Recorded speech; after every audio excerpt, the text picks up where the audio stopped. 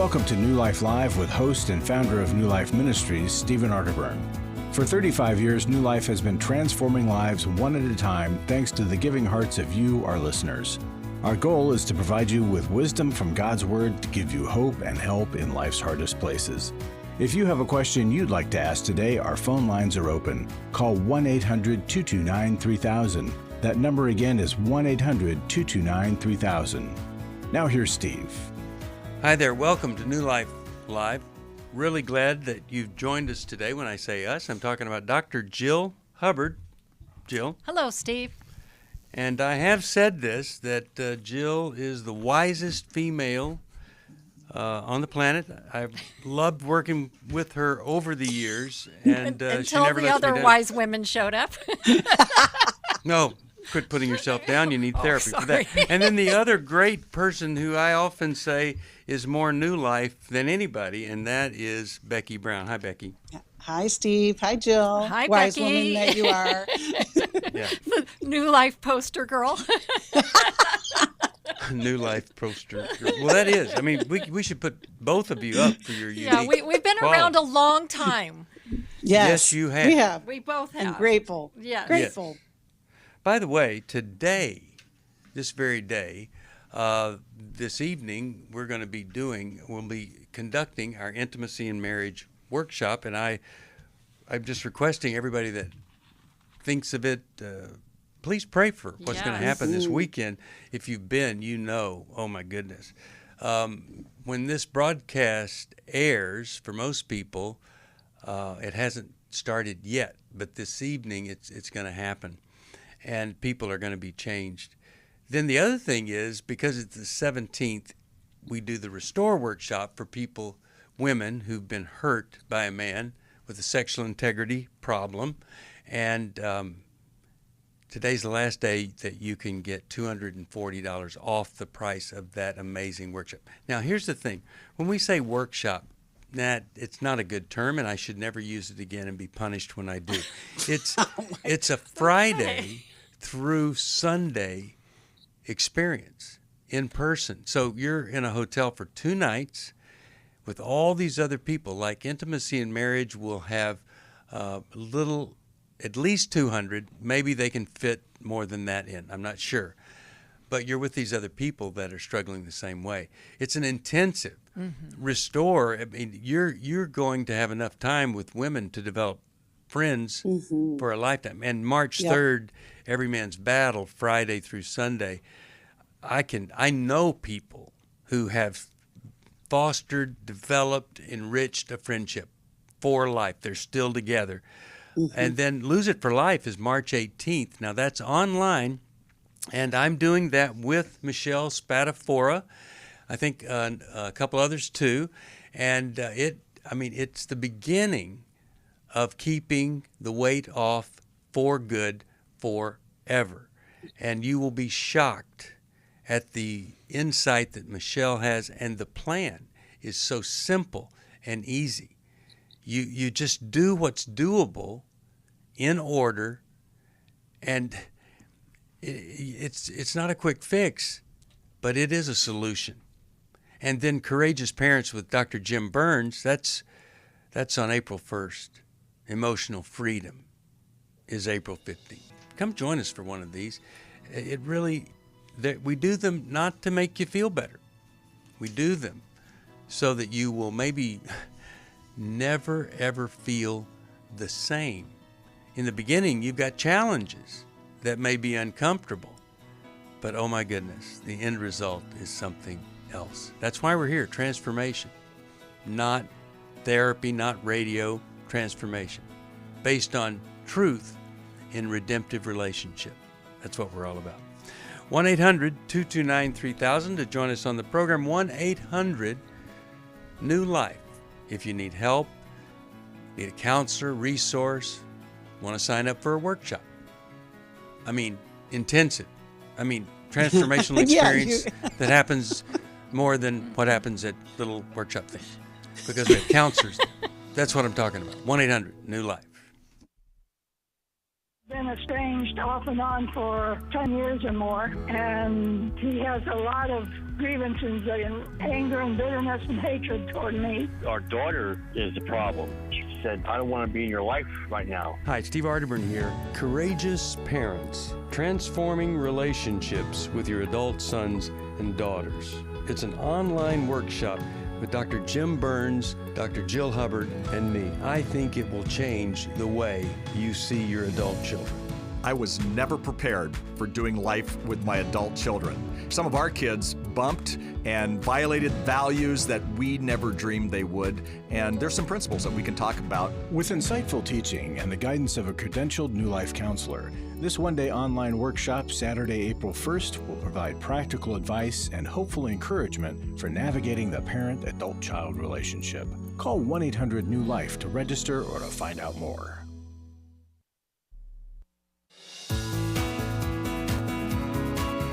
To find out more information about New Life or to order any of the resources mentioned on today's program, call 1-800-NEW-LIFE. Now back to New Life Live. We're back. Steve Arterburn here, Dr. Jill Hubbard, Becky Brown. We're all here just for you. 1-800-229-3000. And let's, how about we go to, Frank, Chicago. No, I think we handled Frank on another program. So let's go to Charles. He is calling from Casa Grande, listens on Sirius XM satellite radio, channel 131 at 1 p.m. Eastern Time. Charles, how are you? And what's on your mind? I'm good. Well, I'm close to getting a divorce, I think, and that's kind of weird to say that because I really don't know, but we've been separated for over a year now, but we did get back together for a short period of time in June. And then, so we've been separated. She didn't talk to me for 2 months at all. And she says I'm abusive.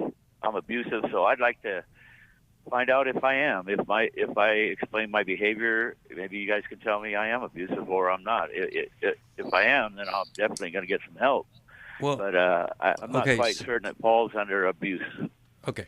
So how long have you been separated, even though you had a little time back? What's that total time? About 14 months. 14 months. Have you done anything that you could say to her, here's what I've been doing to try to fix us, me? Can I, Steve? Sure, go ahead. Can I jump in first?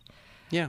Charles, it sounds like you're trying to get a definition so that you can better understand, which is good. But I don't think the starting point is defining whether you are abusive or you are not abusive. When you're in a marriage and your partner says, I experience you as abusive to me, the first response is to be grieved by that and to care about her experience and to get help whether you think you're abusive or not. The very fact that she thinks you are means there's a problem. And to save a marriage, we need to do everything we can to make another person feel safe and feel heard and feel valued. But so often, it's human nature. We want to defend, and we want to say, well, wait a minute, no, you're not right. As if to say she's wrong, then somehow her experience is going to go away. Just a thought before we get into looking at your behavior. Go ahead, Steve. Well, I did go get some help. Okay. When we first split up, and she liked that, and then we talked. But my experience with her from the time we were married has been anytime there's friction, she cuts me off. She will not talk to me. There's no communication. And so I have to wait until she's ready to talk. And then we can talk. And then things seem fine for a little while. Well, Charles, what's the story behind her reaction? Do you know? No, I don't know why she seems to be like that to everybody. She has a daughter in Oklahoma that won't talk to her at all. I mean, I don't understand, when here's the interesting thing, Charles. You guys have been apart for over a year. There's still a ton of questions. This is exactly why we created the Intimacy and Marriage Workshop, because you guys don't know each other's story. She's got a pain point somewhere that when she gets too close to people, it comes out in big ways. And of course, she experiences you as abusive because if she is feeling sensitive, it's too much for her. And it's not saying that she's right, you're wrong, and all that. That's just the dynamic that's present in this relationship. And so I'm so grateful that you have gone to counseling and, have done some work. And I'm just wondering, how are you feeling about the end of this marriage, if that's what's going to happen? Well, see, my emotions are so tore up right now. It's like life is. First, I talked to Steve about 3 years ago about a problem with my daughter, and I was afraid there was something going to happen, and it did, and she died. And so then I went to court with my grandson, and the court ruled in the father's favor, regardless of the drug use and everything. And the father never did have the son. The grandmother has been raising him. But so anyways, move on to that. 6 months later, my stepdad died, and we were still married. And then 18 months later, my mom died, and I was conservator. And the court was pushing me to do these certain things, and I wasn't emotionally ready. And so I was in my mom's garage going through her stuff, and it was hard. And I was so upset that the court was pushing me to do this when I wasn't ready, that I was having some emotional breakdowns in that garage. And I told my wife, if she doesn't want to be there to experience this, then she should leave. Because it wasn't, if I was observing somebody that day acting like I was, I would have had some concern. And so that was when we first split up, because she says, and it was drastic. She sold the home. I didn't sell my home when we got married. I moved into her home. She sold her home to get rid of me. Okay. So here's the thing. You guys have a very, very tough situation, and it doesn't have to end. And what it needs to do is begin. Now, you've listened to the program. I'm just curious why you've never gone to Intimacy and Marriage to try to fix this thing. I talked to her the first time about that, wanting to go to it, and she wasn't supportive of it. Okay. So I would say at this point, looks like this thing's not going to go forward, but it could in a totally different way. Yeah. We both have problems, and a lot of people that hate each other go to Intimacy and Marriage, and those feelings change. You may not want your feelings of hatred toward me to change, but how about we're able to say to ourselves, our God, and our kids, we did everything we could to change this situation before it's over. That's what I'd be saying.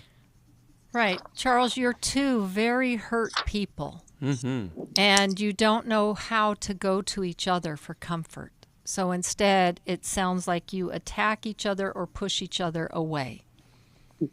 And no, she's not mean to me like that, and I'm not mean to her like that. Okay. We don't call each other's names. We've never been even in a fight. It's just she observes my emotional state sometimes, and she finds it troubling, and I don't understand that, because I'm not yelling at her, I'm not screaming, I'm just upset. Yeah. So have you asked her why it's troubling to her, what it brings up in her, what it makes her feel? What's it like to be on the receiving end of your upset or emotion? Well, I just know that she's very sensitive. Okay. To any kind of friction, and so I have to be careful all the time. I mean, I can't even be normal. It's like I got to be this perfect person walking down the white line. I hear your heart, Charles. Yeah, It's so it's much hard. pain that you're carrying. Yeah. And I just, that's the hard part when marriage isn't working well. You don't have that person who can help you carry the burdens of life, because some of the stuff that you've been through is just part of our life experience. You've been going through a really difficult time, and it would be so great to have that support. And if she's not willing or unable, because sometimes the willingness is because she can see the point in it. But I wonder if she can even see what the point would be, because she probably likes being away from you, and not because of you, but because of her, which I know sounds very confusing. Yeah, but that's, they're avoidant people. No, I understand. yes. Yeah. But here's the thing. Tragedy. She made a vow to you to be there in sickness, health, all of those things, and she's probably unable to live up to that vow unless somebody shows her a different way. And telling her you have to go to counseling, that's not going to help. But when you say both of us have a difficult time being together, I mean, the proof is we're about to divorce each other. Here's a workshop that helps people. It's not a matter of who's right, who's wrong. It's how can they help a couple be together fully? Why don't we go try that? If you make it like she needs help and you're going to go along with her, Right. then that's not going to work. But if you're able to communicate, this could be what we need to stay together and enjoy each other. To bring us back to why we even got together in the first Right. place. I was thinking that same thing, Jill. Right. And to look at where we went wrong, where we went astray, where did we start to get more and more distant from each other? Yeah. And it's through both people being hurt, having hurts. Well, I'm going to send you, do you have a copy of Take Your Life Back? I bet you do. Maybe not. Do you? No, I don't. Let me send that to you.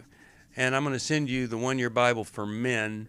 That's a great thing. And let me send you Every Man's Bible, because it's going to help you get deeper in the Word while you're dealing with these just horrific problems. Can I of add distance. one more thing? Yes. If she, for some reason, does not go with you to Intimacy in Marriage, Charles, I want you to join us at the Emotional Freedom Workshop that's going to be in April, because whether or not this marriage stays together, you need healing, you need support, you need to figure this out for you so that maybe she'll turn around. But I just think it's really hard when both of you are so wounded. The wounds get too close when you're together, and it just repels you both. Well, and Charles, you've had so much loss over the last few years. I think it's really important that you do some work for yourself as well. Get into therapy, get into a men's group, a life recovery group.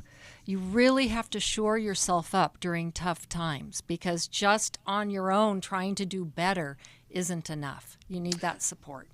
Yeah, and you may be experiencing BTS, which is bigger target syndrome.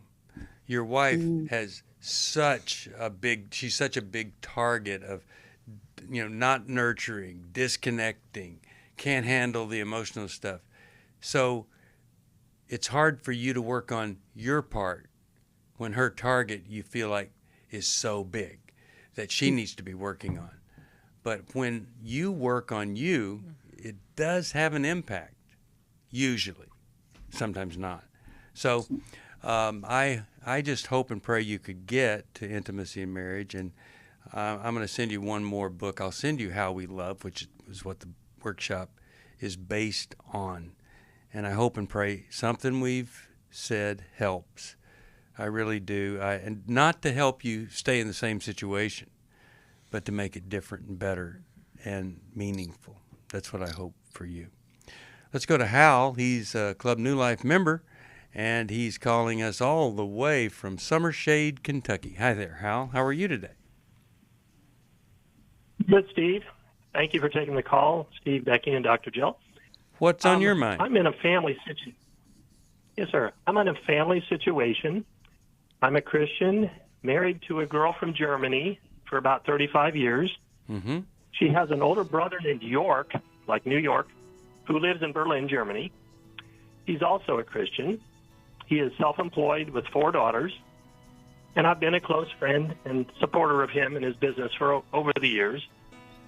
But about 3 years ago, after the pandemic hit and the vaccines were promoted, I sent an email to my nieces and nephews regarding the potential risks of the COVID vaccines, and stated by several leading doctors, just for reference. We get and it. with the disclaimer that I wasn't, So York became very unhappy, excuse me, with the level of integrity. Let me also say that I had questioned the level of integrity of our elections in the U.S., including 2020. He didn't like he that. has taken offense. He didn't All like. right, hold on. I got to go to a break. I can't stop it. We'll be back after this. For most of my life, I've been dealing with an opiate addiction. Why is opioid addiction quickly becoming one of our nation's biggest killers? Maybe it's because it isn't only those who are addicted who are in denial. We did what I see so many parents do, is it can't be an addiction. There's something medically wrong. It's impossible to solve a problem when you don't know what you're up against, and families will try to find any explanation except the one that will put them on the right path. Alcoholism and drug addiction is a family disease. It doesn't affect just the individual. If someone you love is abusing painkillers, know what you're up against. It's time to admit it's addiction and seek treatment. Call us today at 1-800-NEW-LIFE. We have Christ-centered partner treatment centers around the country. Call 1-800-639-5433 or visit us online at newlife.com. We just made a decision. We will do whatever it takes. 1-800-NEW-LIFE. I was sort of vaguely familiar that the 12 steps had some origination in the Bible. I found Life Recovery, and one of the things I liked so much was that it had such a broad appeal. It wasn't limited to just alcohol or drugs, that it was addressing a wide range of problems. At New Life, we believe everyone can benefit from a life recovery experience. There are life recovery groups all over the country. They take place online, in conference calls, and in person. And if there isn't one in your area, we can help you start one. We have startup materials, leaders' guides, CDs, Bibles, and more, all with discounts available for groups. Call us at 1-800-NEW-LIFE and ask for Terry Ward. The 12 Steps have long been a great help to people in recovery because much of the 12 Steps' power comes from the fact that they capture principles clearly revealed in the Bible. The 12 steps is really a pattern for all of us as Christians. Call 1-800-NEW-LIFE. That's 1-800-639-5433. We'd love to hear from you. If you have a question or a comment, call toll-free 1-800-229-3000. Now back to New Life Live. We are back. Frank, hang on, because I thought we had gone to you on another program, but we haven't. I'm going to come to you next. This is Hal C., and we're trying to help him. And I think you're telling us that you have a brother-in-law that didn't like something you've said. What's the status now after you did that? Said things he didn't agree with. Sure. So the status now, Steve, is that he has rejected both myself and my wife in our relationship. In the family, he won't visit us. He's been here and everything in America, and he's waiting for an apology. We learned that through his wife. And my question to you is, based on the fact that he has a different, more liberal viewpoint of things than I do, I want to restore our relationship, but I need to understand what's my proper part of responsibility in this. What can I legitimately seek forgiveness for without being over-responsible for what isn't mine? Yeah.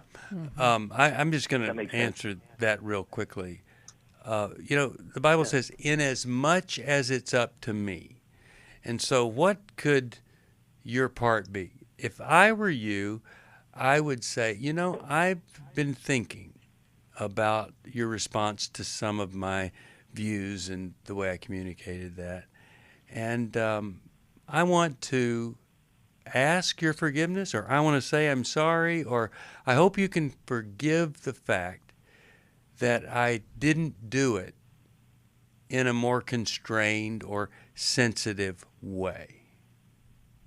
Now, you're not apologizing for your beliefs.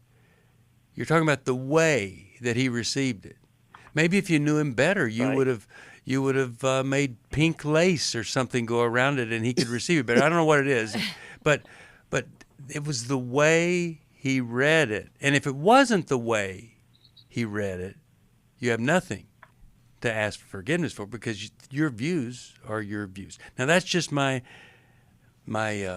initial reaction, but let's get some wisdom from Becky. Let's start with you, and then Jill. What are you thinking? Well, Hal, we've heard this in many different forms over the last few years, and I agree with you, Steve, that our challenge is how can we maintain relationship, because that's where we have the biggest challenge. It's our closest relationships that are impacted by our views.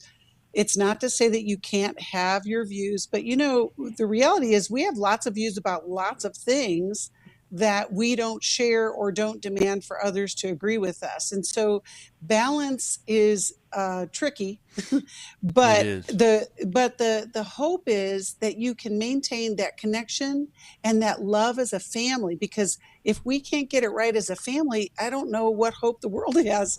We got to manage these kind of difficult things, but I love what you said, Steve. I can't add to it other than just that vulnerability of, I'm sorry, I want us to be connected. How can we move forward?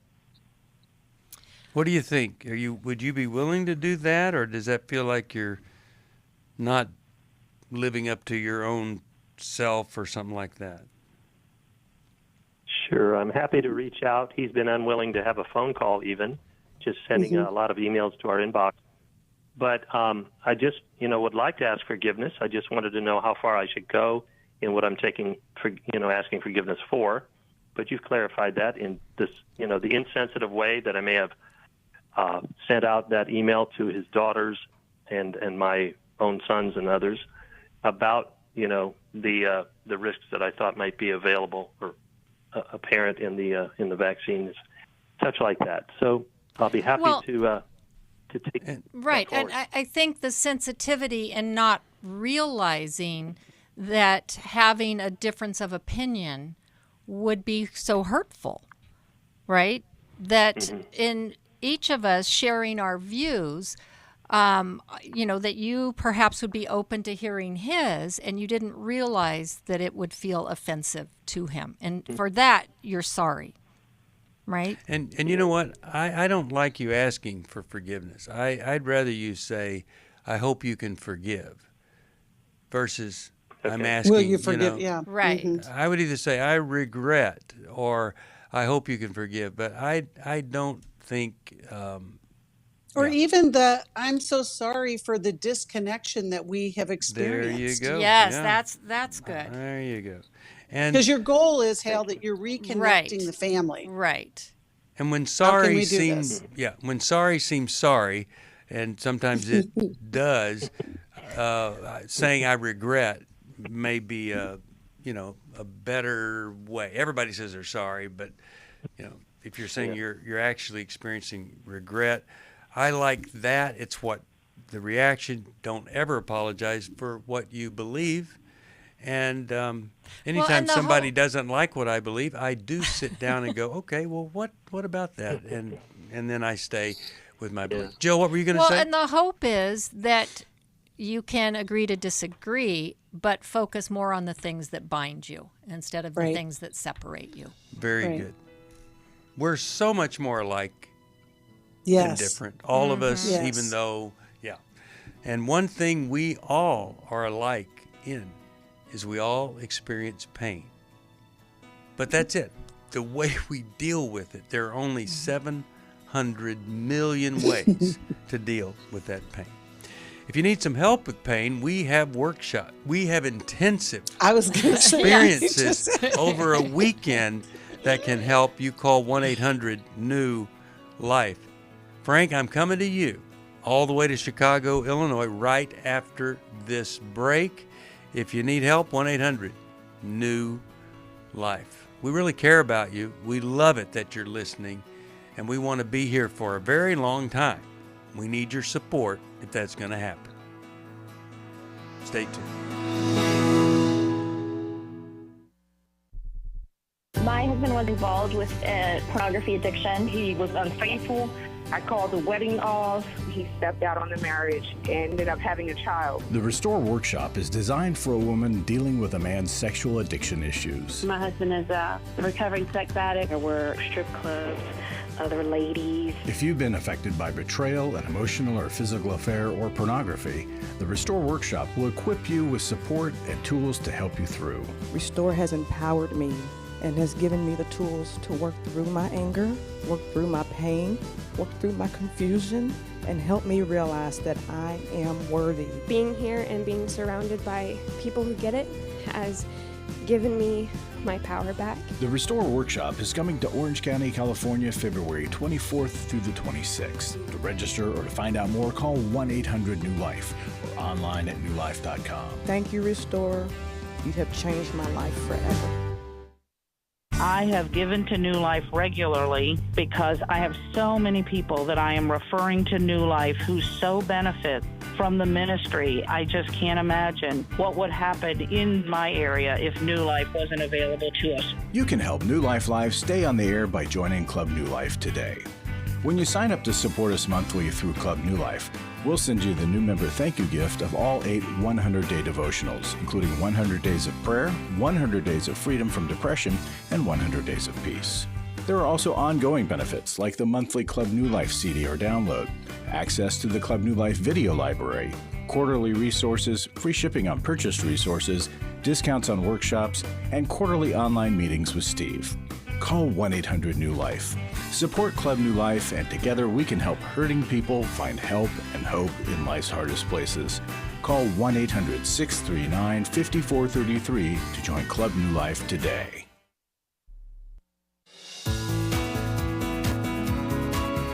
We're glad you joined us for New Life Live.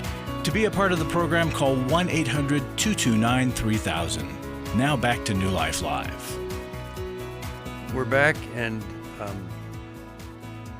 talking to Frank here now. Frank has been patient. I almost mistook him from another person. This is the real Frank. Frank, thanks for holding on. How you doing? All right. Can you guys hear me? Definitely can. All right. Great. Thank you guys for your everything that you guys do. You guys have been impactful in so many ways in my life. I listen to you guys, so just want to thank you guys right off the top for, being who you are and impacting my life as well. So, that being said, I had a question. My wife and I have been married for over 18 years and go to the same church. We're involved. She's over a women's ministry, and I'm a deacon at the church also. Real quick, right before church here a couple weeks ago, she decided that God laid it on her heart to pray, but not only pray, but just like for the entire service in front of the church and, the altar and everything, while everything's going on, even, the preaching and things like that. She's up there quietly, praying, and fast forward, because I only found out like 20 minutes before church because we had some other issues, whatever we were dealing with, that we kind of communicate that. And fast forward, we talk about it later on that night.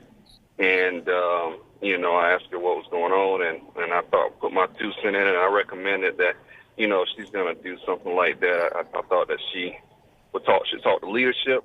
She agreed or whatnot after I talked to her. Well, fast forward that following Sunday, she said, right before church, that as she was writing to leadership to tell them what she was doing, that she kind of felt sick in her stomach, that, she doesn't feel like God was leading her to do that. And after even getting counsel from her dad as well, she felt that, she should move forward, with praying at the altar. And, she's saying that she's doing it because, and she's waiting on move for God and things like that. And I'm not against, my wife praying. They do all-night prayer once a month. Every Friday they have groups that they talk to every morning together and pray every day in the morning. And I'm not really against that. I'm not against my wife praying. I just believe that in that time that the focus during church should be on the Word of God. And it's equally as important as prayer. and the emphasis should be on the Word of God. And I see it as almost like a distraction because not everybody knows why she's up there, and the focus I think could be taken away from the Word of God. She's very strong on her view. I'm very strong on mine. And it's causing a lot of division and things like that. And I'm just trying to see, how to move forward. And I think I should add something real quick because I know you guys are getting ready to comment. Just the other night, she said, well, what do you want me to do or whatever? I said, well, what I thought you should do originally, which is, take it to leadership and let them know that, hey, I want to pray the service. You don't necessarily have to tell them what you want to pray about, but, at least bring it to them. And I don't know why I'm so adamant about this happening, but I just kind of feel that way about it, that things should be done in order, and things like that. And not, let me ask you a question. Go ahead. I'm sorry. Go ahead. Yes, sir. Does she pray in front of the church all during church? Is that what you're saying? And is it out loud? No, it's not out loud. It's not that. It's not disruptive. It's not out loud. But you got probably 200, 300 people in between her and the pastor, and is she standing up or whatever? And she's on her. She's on her knees with her head down, and just quietly and things like that before the church. So I will give her that. It's just my opinion. I think people. Go ahead. I'm going to cut in. Go ahead. Okay. So I know your opinion is important, but I want to help you here. I want to get the picture right. Your wife, everybody else is singing or they're hearing the sermon. She's at the front of the church. She's on her knees. She can be seen by quite a few people. Is that right? Yes. Everybody. Like she's on the stage? No, the stage is about 4 feet off the ground, so just figure a foot in front of the stage. Got it. Right there. Okay. So why do you think, just thinking about her past, all that you've been through, why do you think that she needs to be doing this that nobody else is doing in the church in front of everybody versus maybe in the back or on the side, not in the front, or just where she is in her seat? Why do you think there's a need there to be seen in that way?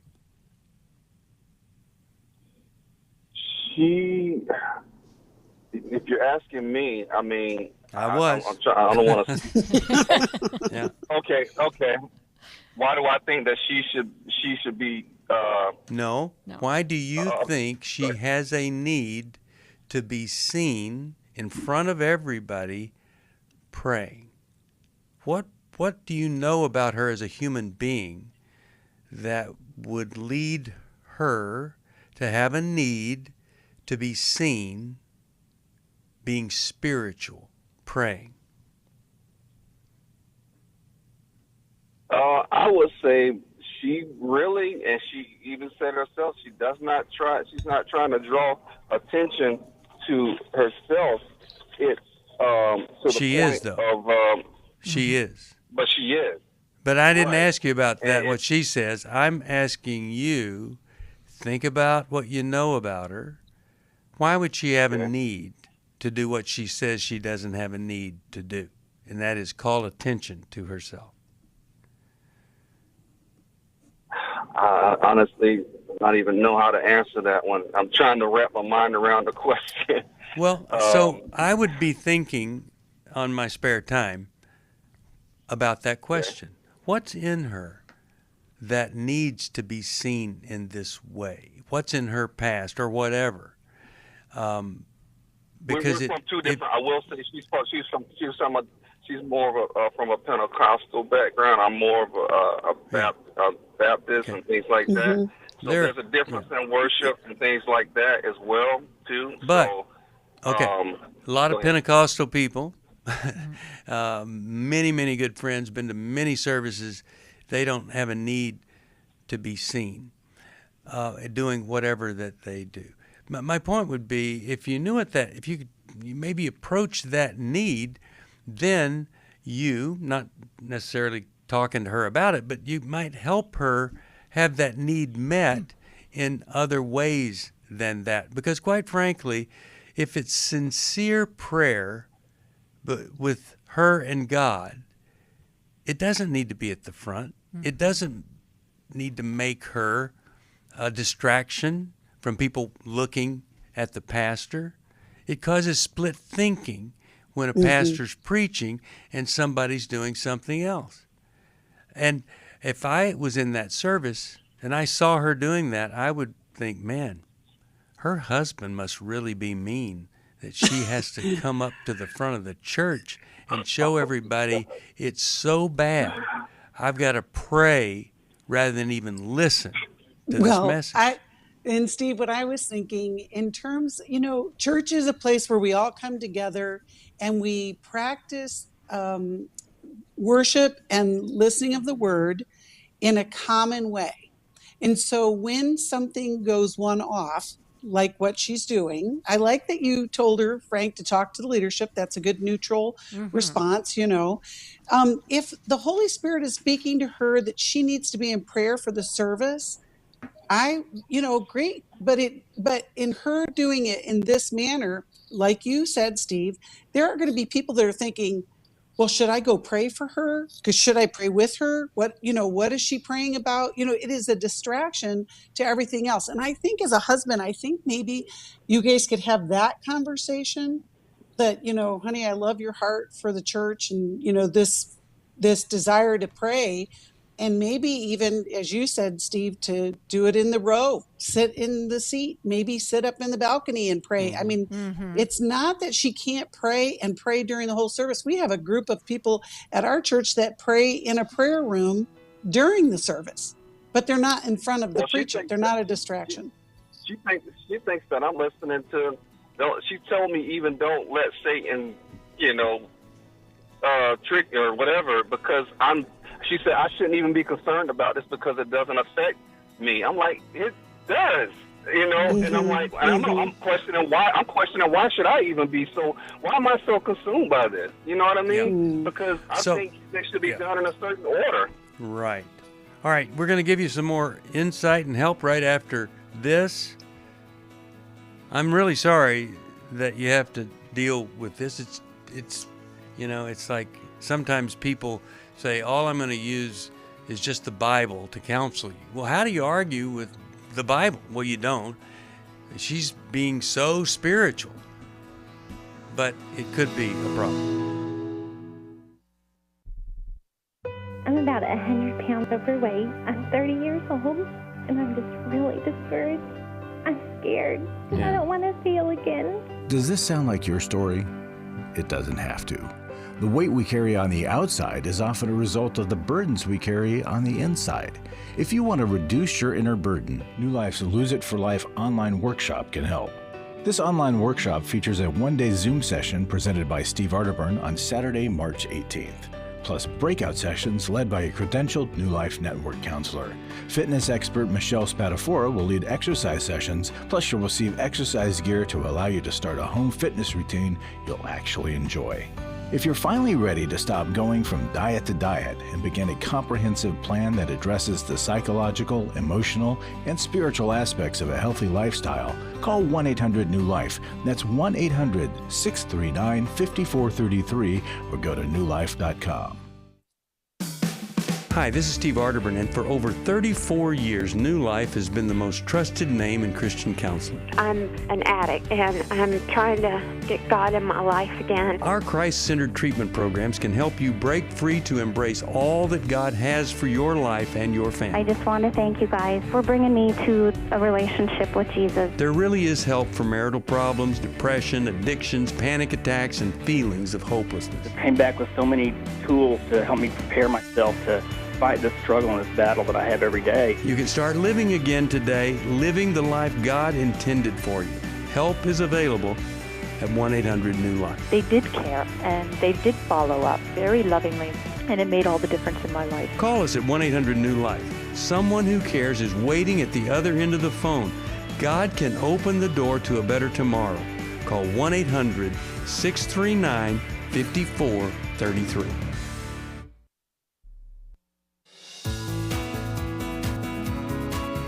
To find out more information about New Life or to order any of the resources mentioned on today's program, call 1-800-NEW-LIFE.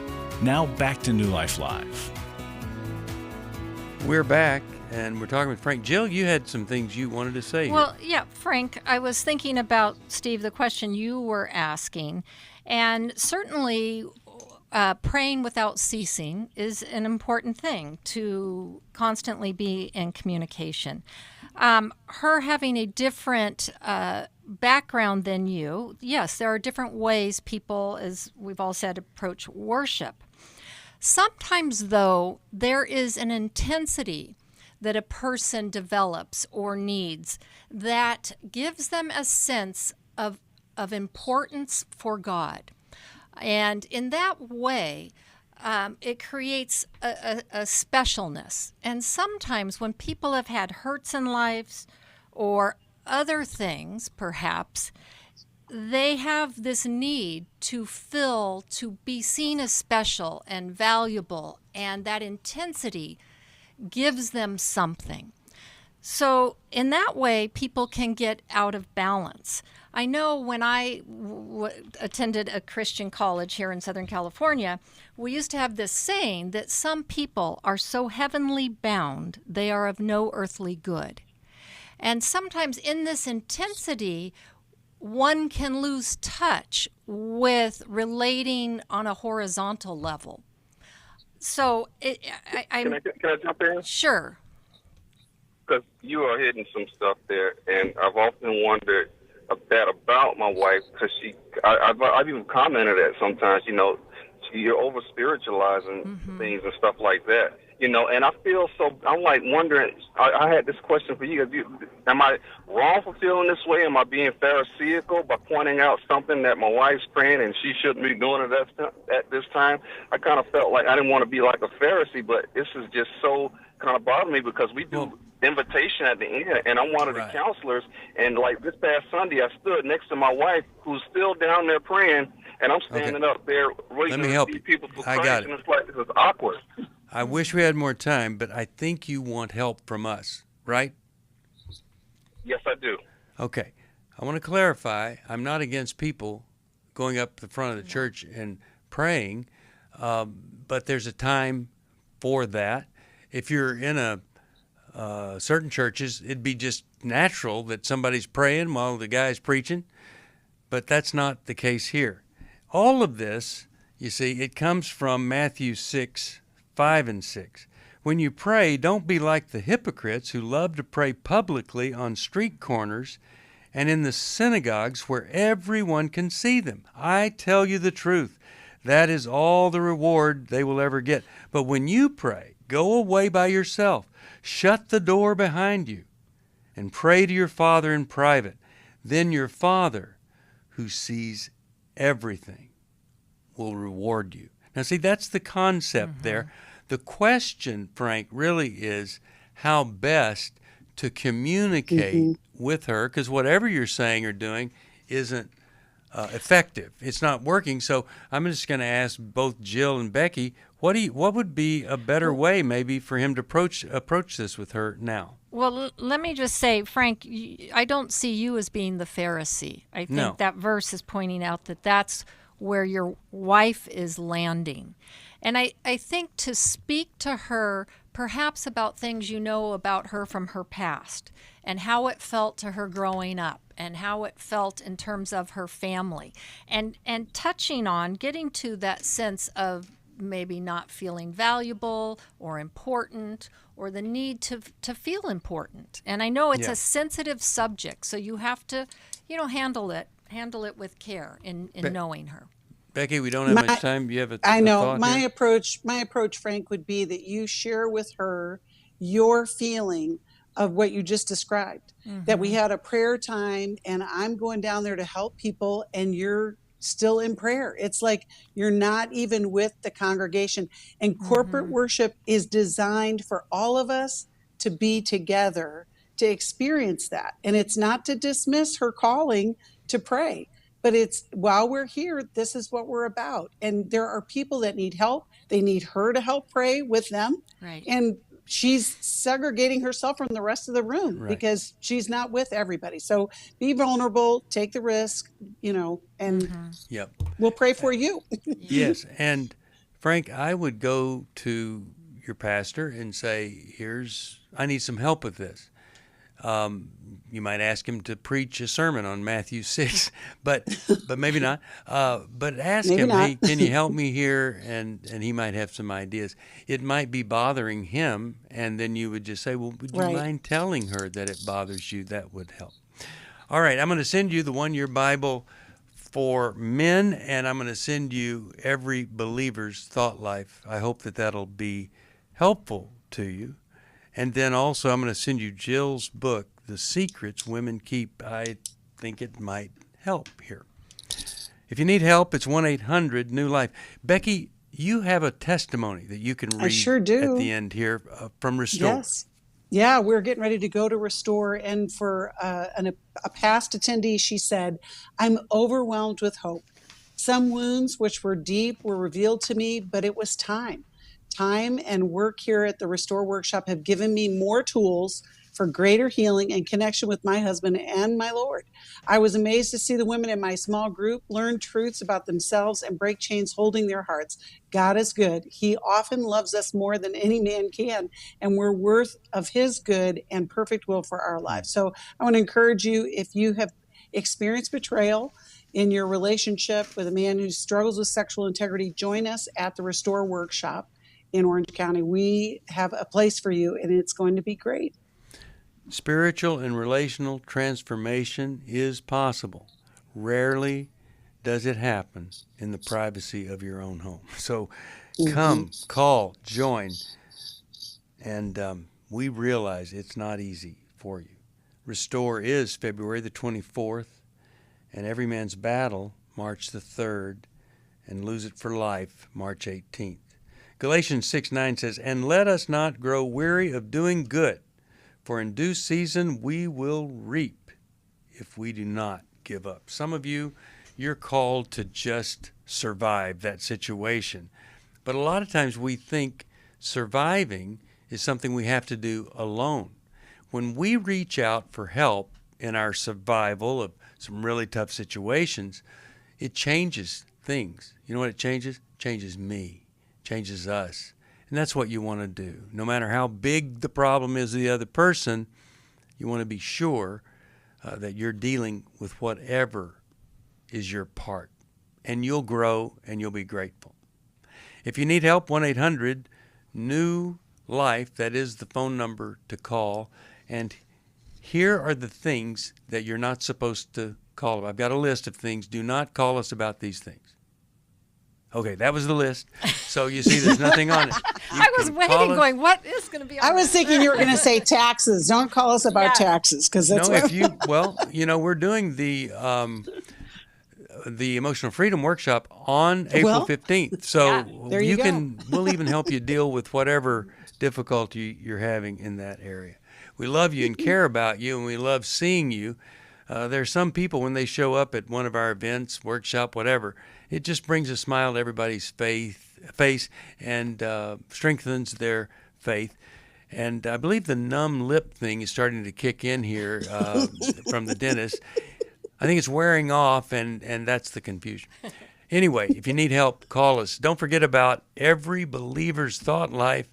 And if you give this month, 100 Days to Freedom from Shame. Give us a call. Help us if you can. Let us help you. We know that phone is 200 pounds when you need help. 1-800-NEW-LIFE. See you next time. Thanks, Jill. Thanks, Becky. Thanks for listening. We hope this program has helped you by giving you insights for handling the challenges you face in your life. We want you to know that we're here for you, but you also need to know that New Life Live is a listener-supported ministry.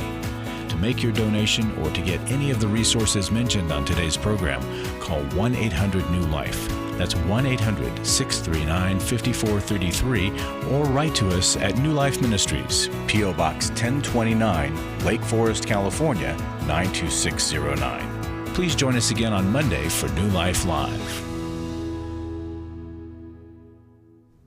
Hi, thank you for watching New Life Live. You know, New Life Live is a Christian counseling program where we deal with the hard questions about life, relationships, kids, free choice, freedom of will, whatever.